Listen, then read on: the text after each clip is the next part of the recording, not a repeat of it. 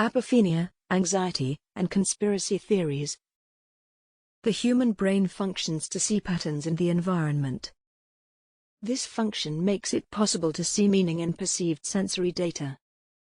Without this ability, we would be unable to perceive threats to health and survival. This function of the brain to see patterns is called apophenia. The brain perceives possible threat, which impacts our actions to successfully address the perceived threat. This function is fundamental to our fight, fright, flight, freeze, and feigned responses to perceived threats.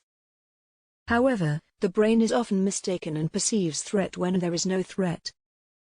This kind of mistake is called a type 1 error. The brain also fails to perceive threat when there is a real threat. This kind of mistake is called a type 2 error. For human survival, type 1 errors are far more serious. Failing to perceive a real threat can result in serious injury or death.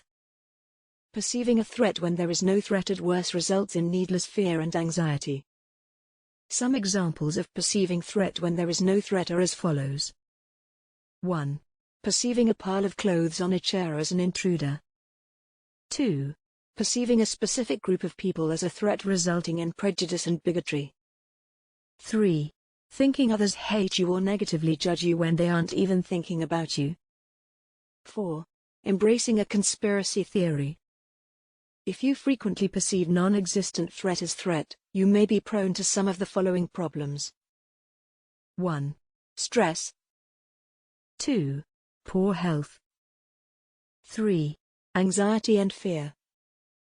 4. Depression. 5. Poor interpersonal relationships. 6. Conflict.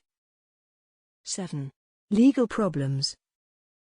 If this is a problem for you, consider seeking the help of a licensed mental health professional.